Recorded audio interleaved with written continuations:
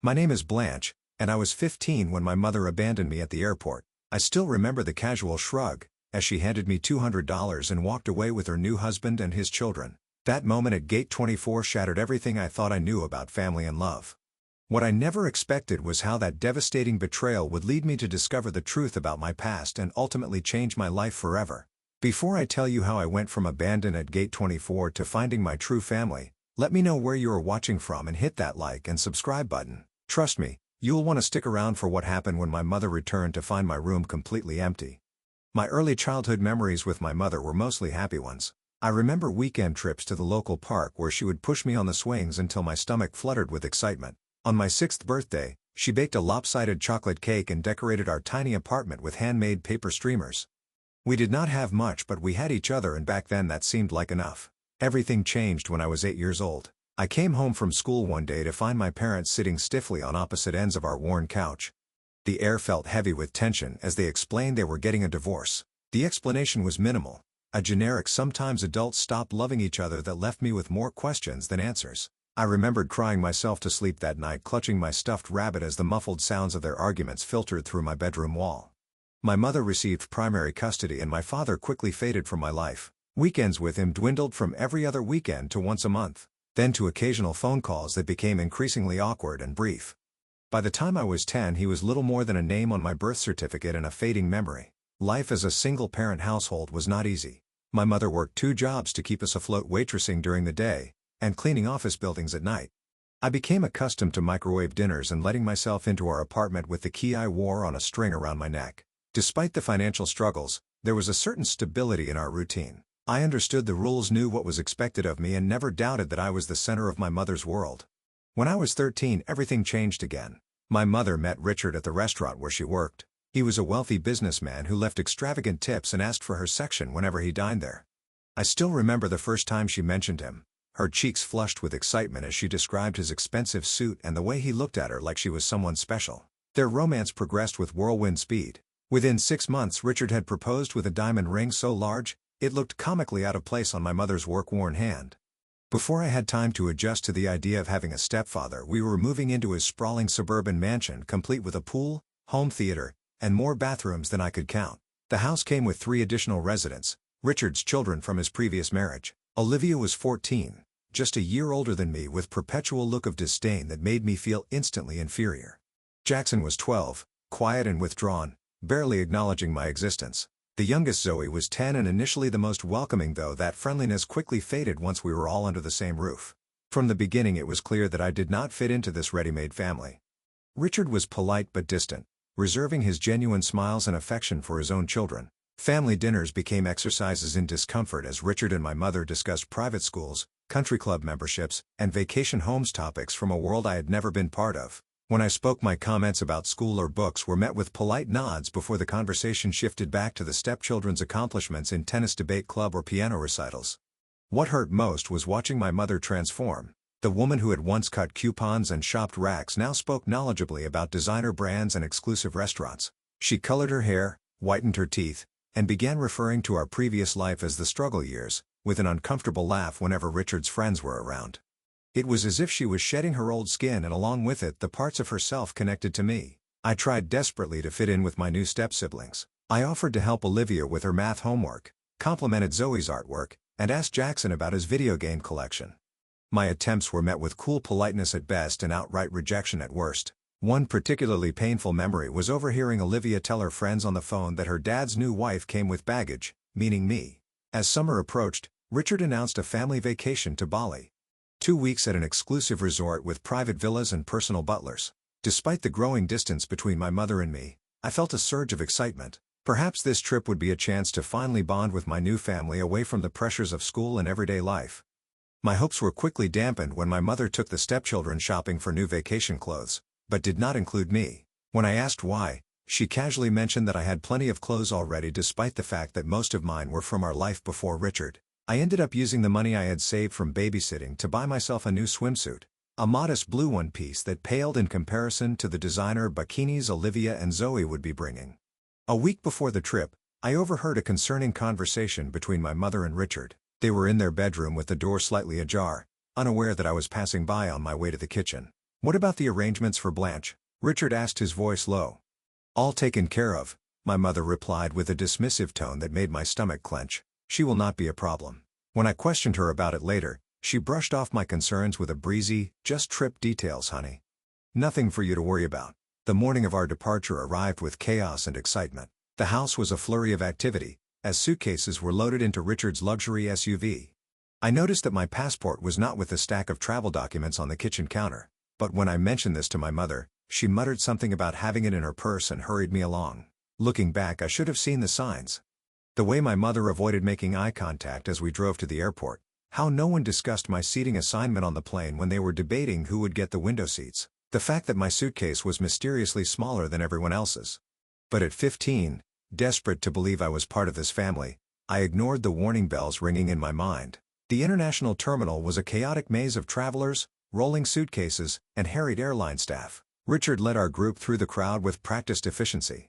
My mother at his side, clutching her designer handbag. Olivia, Jackson, and Zoe followed closely behind their faces, bright with anticipation. I trailed at the back, struggling to keep up while rolling my small suitcase.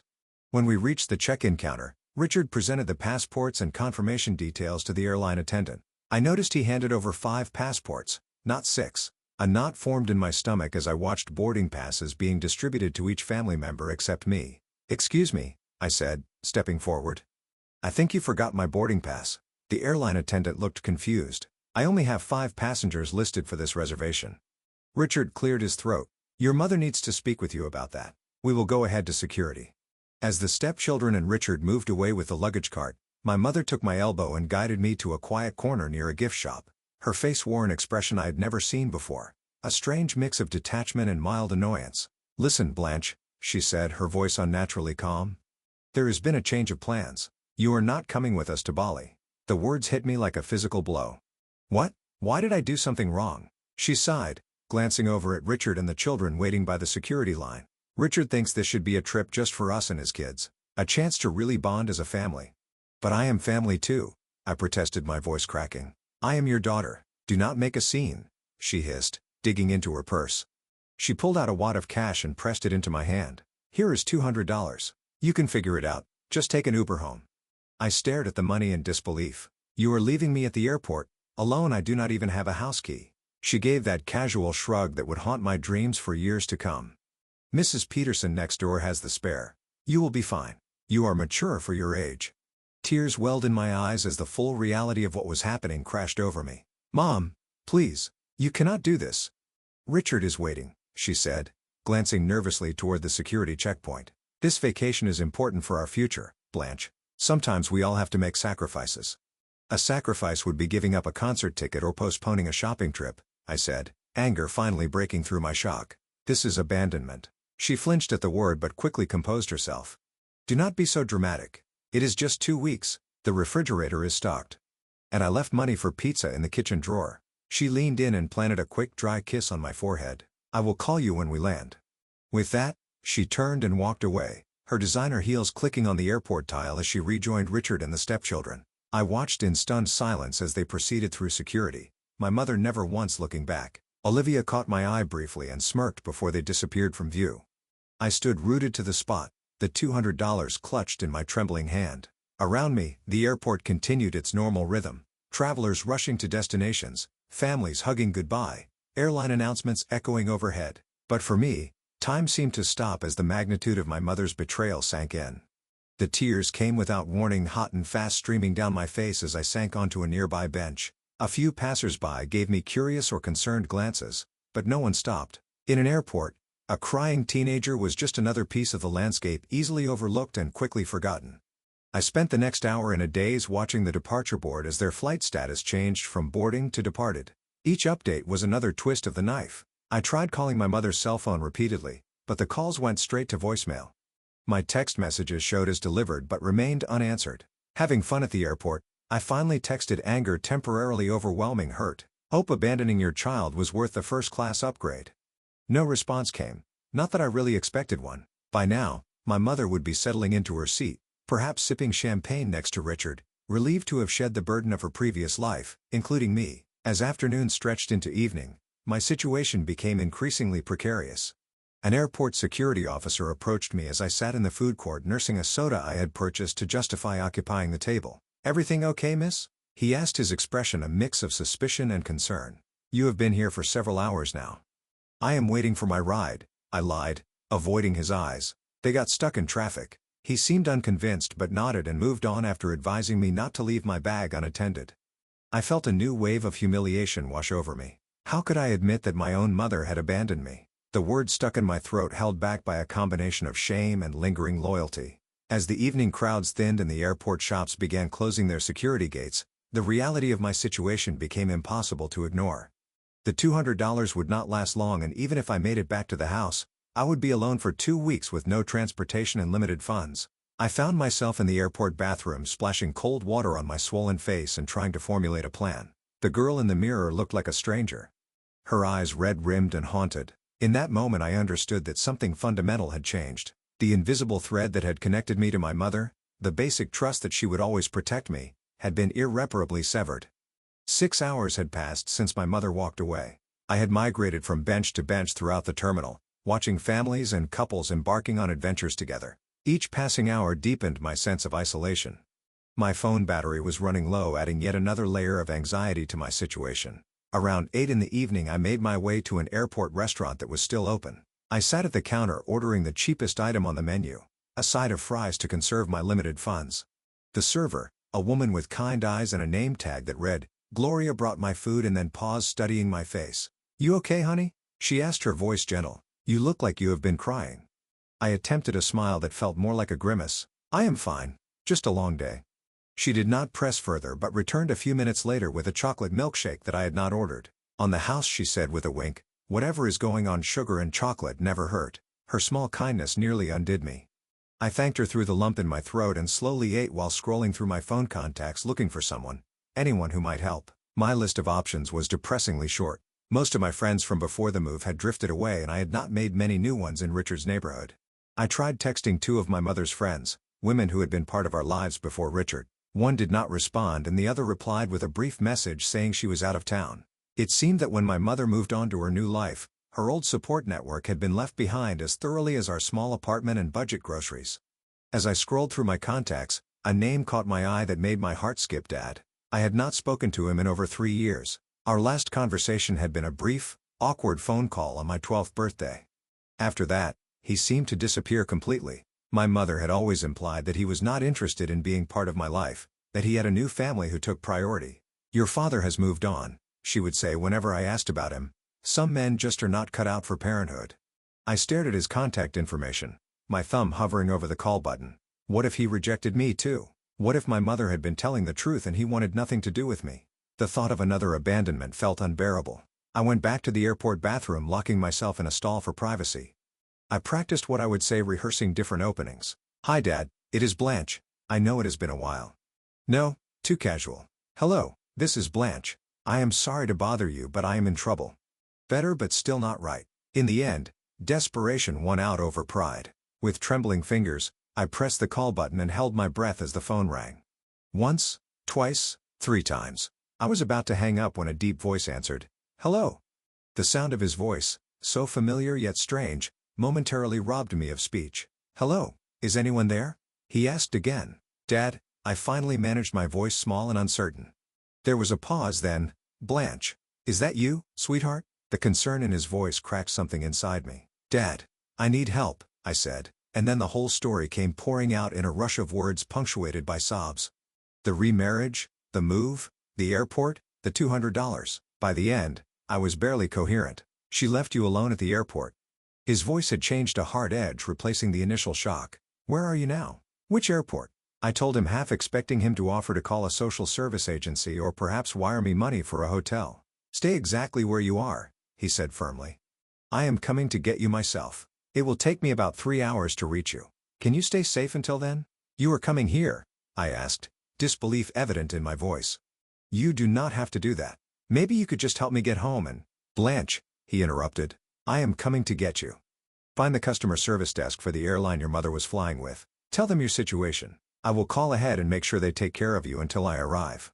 After he hung up, I sat in the bathroom stall for several minutes trying to process what had just happened.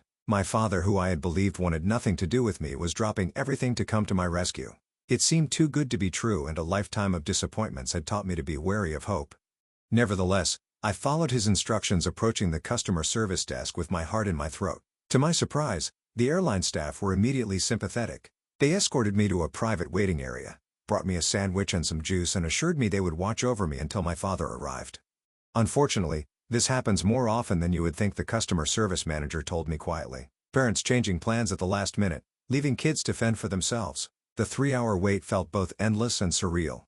I drifted between hope, fear, and exhaustion. What if my father did not show up? What if he did but resented having to rescue me? What if this was all an elaborate setup for another rejection? My mind wandered to the few memories I had of him from before the divorce, teaching me to ride a bike in the park, his steady hand on the seat as I wobbled forward, reading bedtime stories in a different voice for each character. A Christmas morning, when he had built me a dollhouse, his face lighting up at my delight. If he had loved me, then why had he disappeared from my life? Why had he never fought to see me? The questions swirled in my tired mind as the minutes ticked by. Just as I was beginning to doze off in the uncomfortable airport chair, a voice came over the PA system. "Attention, please. Will Blanche Williams please come to the information desk? Blanche Williams to the information desk, please." My heart leapt into my throat as I gathered my small suitcase and followed an airline employee who had come to escort me. Instead of heading to the main terminal, however, we walked through a series of corridors and security checkpoints, until we reached what appeared to be a private terminal section. "Your father has arranged for you to meet him here," the employee explained as we approached glass doors leading to the tarmac. That was when I saw it, a sleek private jet with stairs descending from its door, and walking down those stairs was a tall man in a business suit. His familiar profile causing my breath to catch. My father looked different than I remembered.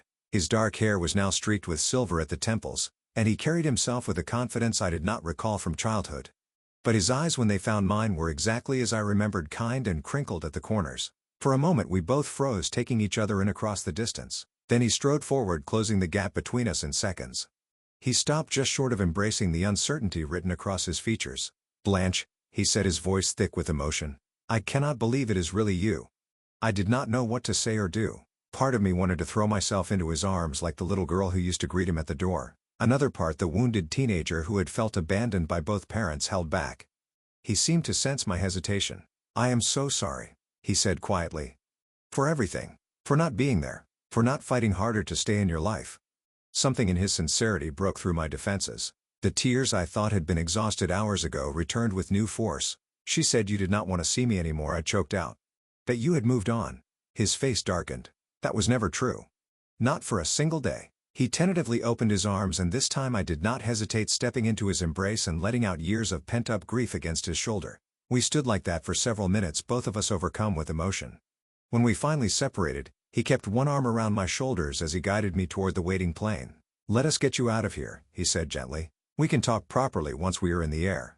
The interior of the private jet was unlike anything I had ever experienced. Plush leather seats, polished wood tables, and soft lighting created an atmosphere of quiet luxury. A flight attendant greeted us warmly and offered me a selection of drinks and snacks. As we settled into seats facing each other, I could not help but stare at my father and wonder, "Is this your plane?" He smiled, a hint of embarrassment crossing his features. "The company's, technically. I am the CEO of Horizon Tech now." "CEO?" I echoed in disbelief. My mother had always described him as struggling financially, barely able to make child support payments.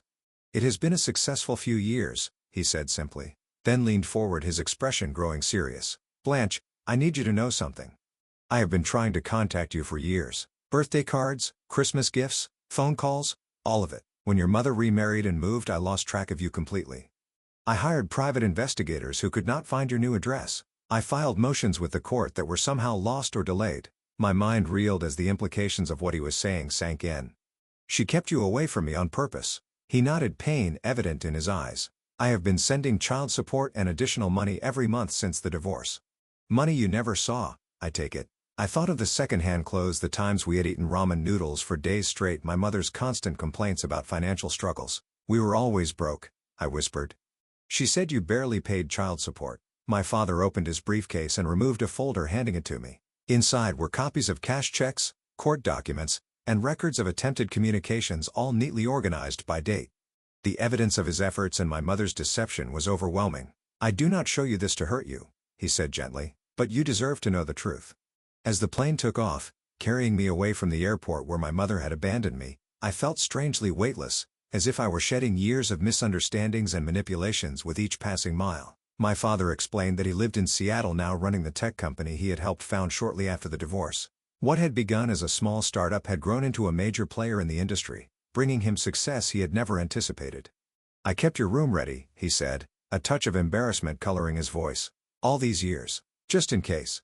The flight passed quickly as we began the delicate process of getting to know each other again. There were awkward pauses and moments of overwhelming emotion, but underneath it all was a current of genuine connection that felt both new and familiar. When we landed, a car was waiting to take us to his home. I pressed my face to the window as we drove through upscale neighborhoods before turning onto a private drive that wound up a hillside. The house that came into view took my breath away, a modern structure of glass and stone perched on a cliff overlooking the ocean. "Home sweet home," my father said, watching my reaction with a mix of pride and nervousness. "I hope you will be comfortable here." A woman named Linda greeted us at the door. I initially tensed, wondering if she was my father's wife, but he quickly introduced her as his executive assistant who had helped prepare for my arrival. "I have set up the blue bedroom for Blanche," she told my father. "Fresh towels in the ensuite bathroom, and I stocked the kitchen with groceries. The security team has been updated to include her in the household." My father thanked her and she departed with a warm smile in my direction. He then gave me a tour of the house, each room more beautiful than the last. When we reached what would be my bedroom, I stopped short in the doorway, overwhelmed by the thoughtfulness evident in every detail. The room was painted a soft blue with large windows overlooking the water. A plush queen-sized bed dominated one wall, while a desk, bookshelf, and comfortable reading chair created a perfect study nook by the window. But what caught my eye was the collection of items on the dresser. "Are those?" I moved closer, unable to complete the question. My father nodded, his expression tender. "Birthday and Christmas presents. Every year since I lost contact with you, I could not deliver them, but I could not bear not to buy them either." Arranged chronologically were gifts appropriate for each age. I had been still in their original wrapping paper. Beside them sat a photo album labeled simply, Blanche. With trembling hands, I opened it to find what few photos my father had managed to collect of me growing up. School pictures my mother must have sent during the early years after the divorce. A newspaper clipping of me receiving an academic award in 6th grade. A blurry photo that appeared to have been taken from a distance of me leaving my old school. "You really did try to stay in my life," I whispered, the reality finally sinking in. "Every single day," he replied, his voice rough with emotion. "And I am not going anywhere now if you will let me be your dad again." That first night in my new home, we shared a meal delivered from a local restaurant, neither of us quite ready to tackle cooking. The conversation flowed more easily, as exhaustion lowered my guards and food restored my energy. For the first time in years, I felt seen and heard, my thoughts and feelings given value and consideration. As I finally crawled into the impossibly soft bed in my new room, emotional and physical exhaustion overtook me. My last conscious thought before drifting off to sleep was that perhaps being abandoned at the airport was not the ending I had feared, but rather the beginning I had always needed. I awoke the next morning momentarily disoriented. The unfamiliar softness of the bed and the sound of waves breaking against the cliff below confusion me. Then the events of the previous day came rushing back, and I sat up, taking in my new surroundings in the clear light of morning. The room was even more beautiful than it had appeared last night. Sunlight streamed through the large windows, casting patterns across the pale blue carpet. I ran my fingers over the soft duvet, marveling at the contrast between this luxury and the life I had known. After showering in the ensuite bathroom, which featured a rainfall showerhead and more toiletries than I had ever owned, I dressed in yesterday's clothes and ventured downstairs. I found my father in the kitchen attempting to make pancakes with limited success. "Good morning," he said, looking up with a smile that turned sheepish as he gestured to the misshapen pancake in the pan. "I thought I would make breakfast, but it seems my cooking skills have not improved since you were little." The memory surfaced unbidden Sunday mornings when he would attempt pancakes while my mother slept in. They were always oddly shaped, sometimes burned, but he had served them with such pride that I never complained. "I remember your pancakes," I said, sliding onto a stool at the kitchen island. "You used to make smiley faces with chocolate chips." His face lit up. "You remember that? You were so young." "Some things stick with you," I replied, accepting the plate he offered. Despite their appearance, the pancakes tasted good, and the normalcy of sharing breakfast helped ease the awkwardness between us. After we ate, my father gave me a proper tour of the house and grounds. The property was expansive, with manicured gardens leading down to a private beach access. Inside the house featured a home gym, a theater room, and an office with views that would make concentration impossible for most people. "I have some people I would like you to meet today," he said as we returned to the main living area. "If you feel up to it." An hour later, I found myself sitting across from a distinguished woman in her 50s, who introduced herself as Judith Bennett, family law attorney. "What your mother did constitutes abandonment under the law," she explained, her tone professional but kind. "Leaving a minor without proper care arrangements is illegal. Additionally, there appears to be financial misconduct regarding the child support payments your father has been making." I shifted uncomfortably in my seat. I do not want to get my mom in trouble. You just want to be safe and secure, Judith finished for me. "I understand. But we need to establish legal protection for you, especially if you wish to remain with your father." My father, who had been quietly listening, leaned forward. "Blanche, the choice is ultimately yours, but I want you to know that I am prepared to seek full custody if that is what you want."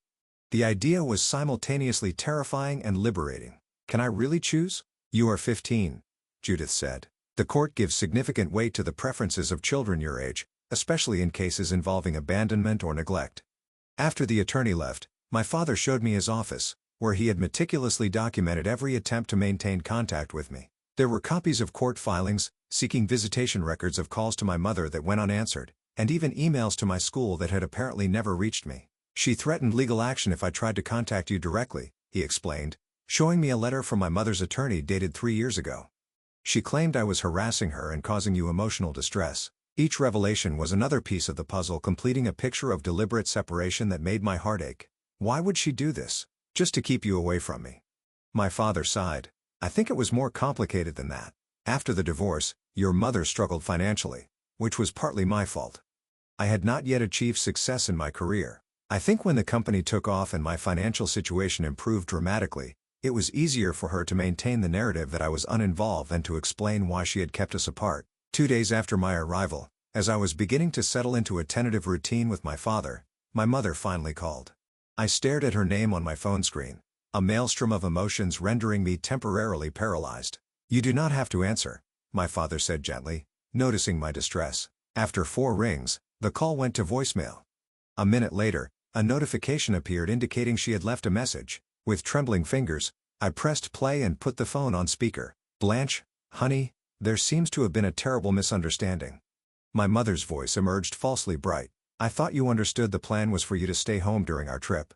Richard felt it would be good for you to have some independence, and I agreed." "I did not abandon you, sweetie. That is such a harsh word. Call me back so we can clear this up. The resort Wi-Fi is spotty, but I will try to check my messages. Love you." The blatant rewriting of reality made my stomach churn. There had been no plan for me to stay home, no discussion of independence. She had abandoned me without warning and was now attempting to gaslight me into doubting my own experience. "Classic," my father muttered, shaking his head. "She has not changed at all." I decided not to return the call. Instead, with the support of Judith Bennett and my father, I made the decision to stay in Seattle permanently. The attorney began the process of filing for a change in custody, gathering evidence of my mother's abandonment and financial misconduct. With the immediate legal matters in motion, my father turned his attention to practical concerns. "You need clothes, school supplies, whatever personal items you want," he said. "We can go shopping today if you feel up to it." The shopping trip was surreal. Accustomed to thrift stores and clearance racks, I was overwhelmed by my father's insistence that I choose whatever I liked without checking price tags. By the end of the day, I had a new wardrobe, a laptop for schoolwork, and a phone with unlimited data, a sharp contrast to the restricted plan my mother had grudgingly provided. That evening, sitting on the deck, overlooking the ocean, my father and I had our first, truly deep conversation about the divorce and the years of separation. "Why did you and Mom split up?" I asked the question that had haunted me since I was 8 years old, finally finding voice. He was quiet for a long moment, gathering his thoughts. "The simplest answer is that we wanted different things from life. Your mother wanted financial security and social status above all else. When my first business venture failed, she saw me as a disappointment rather than a partner facing temporary setbacks." "And you?" I prompted. "I wanted a true partnership. Someone who would weather the storms with me, not abandon ship at the first sign of rough waters." He looked at me, his eyes sad. "I never wanted to leave you, Blanche. That was the hardest part. Your mother used her custody rights as a weapon, gradually restricting my access until I was effectively cut out of your life. As the days passed, we made plans for my future. My father contacted the best private school in Seattle, arranging for me to start when the fall semester began. A child psychologist was engaged to help me process the abandonment and years of manipulation. Slowly, I began to envision a life where I was valued and supported, rather than merely tolerated. 1 week after my arrival in Seattle, My father and Judith Bennett suggested it was time to retrieve my belongings from my mother's house. With her still in Bali for another week, we had the perfect opportunity to enter the house legally as I was still officially a resident and collect my personal items without confrontation. "You do not have to come if it would be too difficult," my father assured me. "I can handle it with the legal team." But I knew this was something I needed to do myself, a necessary step in closing this chapter of my life. "I want to go," I said firmly.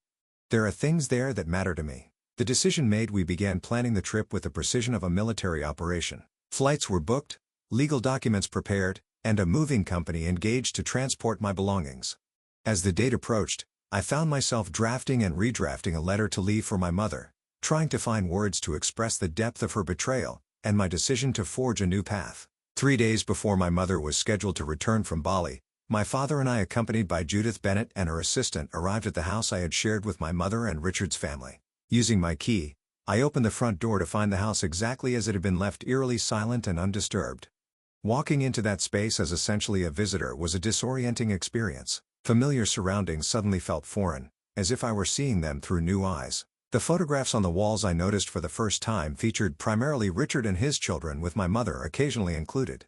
There were almost no images of me, and none at all of me with my mother. "Where is your room?" my father asked quietly, his hand a reassuring presence on my shoulder. I led him upstairs to the smallest bedroom at the end of the hall, the one furthest from the master suite. Opening the door revealed my modest space, neat but impersonal, lacking the touches of indulgence visible in the stepchildren's rooms that we had passed. "This was your room." My father's voice held a note of disbelief as he took in the basic furnishings and lack of decorative elements. "It is fine," I said, automatically, the defensive response ingrained after years of being told I should be grateful for what I had. His expression softened. "No, sweetheart, it is not fine. You deserved better."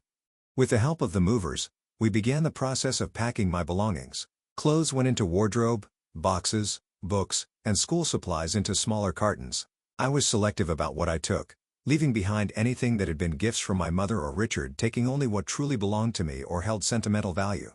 As I cleared my desk drawers, I found a box of keepsakes I had almost forgotten pushed to the back of the bottom drawer. Inside were photos from before the divorce, a few birthday cards my father had sent in the early years after the separation, and a small teddy bear he had given me on my 5th birthday. "You kept these," he said, his voice thick with emotion, as I showed him the mementos. "I never really believed she was telling the truth about you not caring," I admitted. "Not completely." In my closet behind a row of shoes, I discovered something that made my blood run cold, a stack of envelopes bound with a rubber band, all addressed to me in my father's handwriting. With shaking hands, I opened the first one to find a birthday card for my 13th birthday containing a heartfelt message and a gift card that had never been used. One by one I opened the envelopes, each containing evidence of my father's continued efforts to remain in my life, efforts my mother had deliberately hidden from me. Cards for every birthday and Christmas. A letter explaining his new address and phone number when he moved to Seattle. Photos of him at his company headquarters with a note saying he hoped I would visit someday. "She kept all of these from me," I whispered, tears streaming down my face. "All this time I thought you had forgotten about me." My father pulled me into a tight embrace. "Never.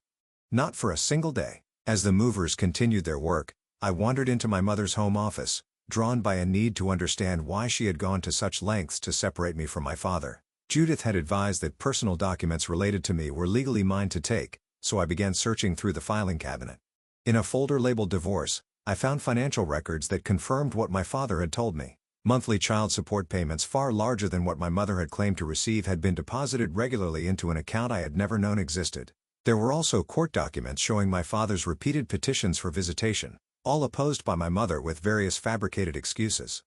Most damning of all was a draft of a letter to her attorney dated around the time she met Richard, outlining a strategy to minimize the father's influence as she integrated into her new partner's life. I was referred to as a complication that needed to be managed carefully to ensure Richard's continued interest. By late afternoon the packing was complete. As the movers loaded the last of the boxes into their truck, I sat at my now empty desk and wrote the letter I had been composing in my mind for days. "Dear Mom." It began the formality of mother feeling too distant, the warmth of mommy impossibly out of reach. I poured out my feelings of betrayal, not just from the airport abandonment, but from years of being made to feel like an inconvenience.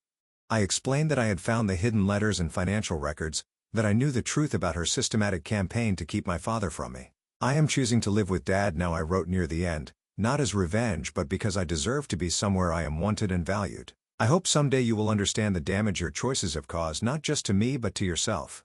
Despite everything, I do not hate you, but I need to love myself enough to leave. I placed the letter on the stripped mattress of what had been my bed, the white paper stark against the bare blue sheet. As a final touch, I left the house key beside it, a symbolic relinquishment of my place in this household. Walking out of that house for the last time, I felt a complex mixture of grief, relief, and resolution. My father waited by the car, his expression concerned. "All done?" he asked. I nodded, unable to speak past the lump in my throat. He seemed to understand, opening the car door for me without further questions. As we drove away, I did not look back at the house. Instead, I looked forward toward the future I was now free to create. My mother returned from Bali 3 days later. Within hours, my phone exploded with notifications, a barrage of increasingly frantic messages. "Where are you? Why is your room empty? Call me immediately. Blanche, this is not funny. Come home right now. I just spoke to your father's lawyer. How could you do this to me after everything I have done for you? Please come home, sweetie. We can work this out. I miss you." The messages cycled through anger, manipulation, and false contrition in a predictable pattern. I showed them to my father and Judith, who advised me not to respond until the legal proceedings were further along. A week after her return, my mother showed up unannounced at my father's house, having somehow obtained the address. The security system alerted us to her presence at the gate, her luxury SUV visible on the monitor as she repeatedly pressed the intercom button. "You do not have to see her," my father assured me. "We can have security turn her away." But I knew this confrontation was inevitable and perhaps necessary. "I will talk to her. But I want you and Judith there too." My mother's face when the front door opened was a study in conflicting emotions: relief at finding me battling with outrage at the situation.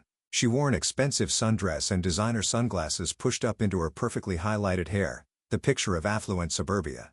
"Blanche, thank God!" she exclaimed, stepping forward as if to embrace me. I took an instinctive step back and her arms dropped to her sides. "What is going on? Why did you leave? Why are you with him?" The last word was infused with such venom that I flinched. "Perhaps we should continue this conversation inside," my father suggested, his voice calm but firm. Once seated in the living room with Judith present as both legal counsel and witness, my mother's facade began to crack. Her eyes darted around the beautiful space, taking in the obvious wealth and taste evident in every detail. "So this is what this is about," she said with a brittle laugh. "He has lured you away with promises of luxury. I should have known."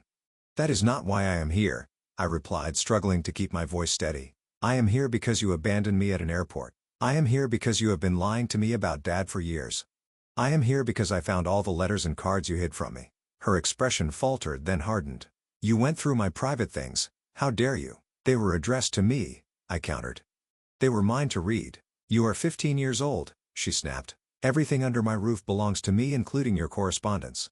I was protecting you from his inconsistency, his broken promises. My father, who had been silently observing, finally spoke. "There were no broken promises, Karen. Only your systematic efforts to erase me from our daughter's life." "You have no right to judge me," she hissed. "You have no idea what it was like raising her alone while you were off becoming a millionaire." "I sent child support every month," he replied evenly. "Far more than the court ordered. Money you apparently spent on yourself while telling Blanche you were struggling." My mother's face flushed. "That is a lie. I sacrificed everything for her, including abandoning her at an airport so you could vacation with your new family." Judith interjected, her professional tone making the accusation even more damning. For a moment my mother seemed at a loss for words. Then her eyes narrowed as she turned back to me. "I did not abandon you. I gave you an opportunity for independence. If you had just gone home as instructed, none of this drama would have been necessary." The blatant rewriting of reality made my chest tight with anger. "You left me alone at an international airport with $200 and no house key. You did not tell me to go home until you were walking away. You did not answer my calls or texts. How is that an opportunity?" "You are twisting what happened," she insisted, though her voice had lost some of its conviction. My father leaned forward. "Karen, we have security footage from the airport. We have witness statements from airline staff. And we have the text messages you sent Blanche after the fact, trying to cover your tracks." The color drained from my mother's face. "You are building a case against me. You want to take my daughter and throw me in jail too after everything we meant to each other." "This is not about punishment," Judith explained. "This is about establishing what is in Blanche's best interest going forward. She has expressed a clear desire to live with her father, and given the circumstances, the court is highly likely to honor that wish." My mother's composure crumbled entirely, then tears streaming down her face as she turned to me. "Blanche, please. I made a mistake. I was wrong. But you cannot leave me for him. We are a family. We stopped being a family when you decided Richard and his children were more important than me, I said quietly. Maybe even before that when you started lying about Dad. It was not like that, she protested weakly. Then what was it like, I asked. Help me understand why you would hide Dad's letters, lie about child support, and then abandon me for a vacation. She opened her mouth and closed it again, apparently unable to formulate a justification even she could believe. Finally she whispered, Richard thought it would be better if you stayed home. He said the resort was really for adults and his children who were used to that lifestyle. I was afraid of losing him. The raw honesty was somehow more painful than our earlier attempts at manipulation. So you chose him over me. I chose financial security, she countered.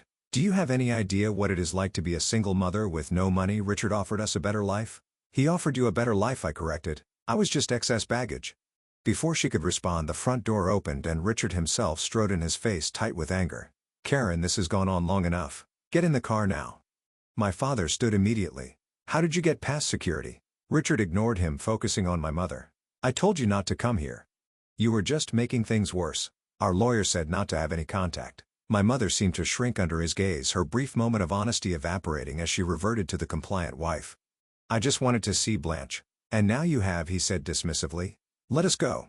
As my mother rose to follow him, I called after her. Is this really what you want, Mom? Someone who treats you like a child and me like an inconvenience?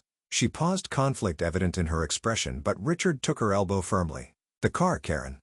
Now. The last image I had of my mother that day was her back as she walked away, just as it had been at the airport. But this time I was not the one being left behind.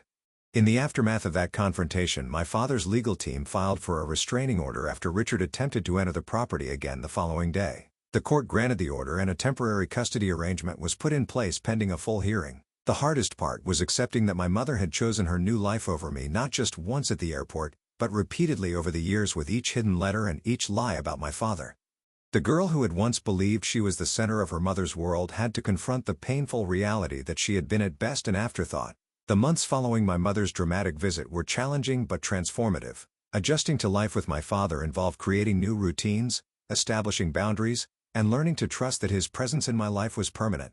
I began seeing Dr. Eleanor Wilson, a therapist, specializing in adolescent trauma and parental abandonment. Our weekly sessions provided a safe space to process the complex emotions surrounding my mother's betrayal and the years of manipulation. What you are feeling is entirely normal, Dr. Wilson assured me during one particularly difficult session. Anger, grief, relief, guilt, they can all coexist. Healing is not linear. With her guidance, I began to understand that my mother's actions reflected her own brokenness rather than my worth. This realization did not excuse what she had done, but it helped me carry the burden with less self-blame. People who are whole do not abandon their children, Dr. Wilson explained. Your mother's choices speak to her limitations, not yours. My father enrolled me in Westlake Academy, one of Seattle's premier private schools, for my sophomore year. The transition was both exciting and intimidating. After years of being the outsider in Richard's home, I was wary of forming new connections. But to my surprise, I found myself making genuine friends for the first time in years. Zoe and Aiden, twins, who shared my love of literature, adopted me into their friend group with an ease that felt almost suspicious at first. Haley, a gifted artist who recognized my tentative attempts at sketching, offered to teach me proper techniques during lunch periods. Slowly, I began to lower my defenses, allowing these new friends glimpses of my true self. You are different from when you first came here, Zoe commented one afternoon as we walked home from school, less guarded. I guess I am learning that not everyone has an agenda, I replied, the insight surprising even me. Building a relationship with my father was a delicate dance of rediscovery. We were simultaneously getting to know each other as we were now and reconciling memories of who we had been. Sometimes the past and present aligned perfectly, like when he remembered my childhood love of stargazing and installed a telescope on the deck. Other times the years of separation created unexpected gaps, moments of disconnect that reminded us of all we had missed. I wish I had been there for your first day of middle school, he said one evening as we looked through photos I had brought from my mother's house. Your science fair projects, your first crush. We cannot get those years back, I told him, surprising myself with the role reversal, me comforting him. But we have now. And the future. He squeezed my hand, his eyes suspiciously bright. When did you get so wise? Trauma has its benefits, I joked, the dark humor, a sign of my gradual healing. 6 months after I moved in with my father, the court granted him full legal custody. My mother, represented by an expensive attorney Richard had hired, fought the decision initially but eventually agreed to the arrangement after Judith presented the overwhelming evidence of abandonment and financial misconduct. The judge ordered my mother to repay the misappropriated child support funds and established a structured visitation schedule that would begin only after I completed a certain number of joint therapy sessions with her. It was more consideration than she deserved, in my opinion. But my father gently reminded me that maintaining some relationship with her might be important to my long-term emotional health. You can be angry with her, even hate what she did without severing the connection completely, he advised, but the choice is ultimately yours. I will support whatever you decide. I agreed to the joint therapy, though the first few sessions were excruciating. My mother vacillated between tearful apologies and subtle attempts to justify her actions. Her narrative had shifted from denying abandonment to framing it as a misguided attempt to please Richard, as if that somehow made it less damaging. I just wanted us to have security, she repeated often. I was afraid of ending up alone and broke. So, you made sure I ended up alone at an airport instead. I responded during one particularly tense session. Over time, I established firm boundaries with my mother. I would not return to live with her regardless of promises or emotional appeals.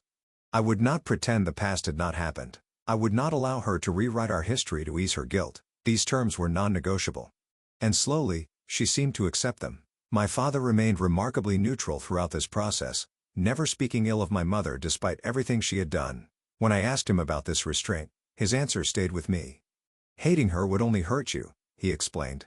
You are half her whether we like it or not. Besides, she gave me you. And for that, I can forgive almost anything. The first holiday season with my father and his extended family, grandparents and cousins, I barely remembered was a revelation.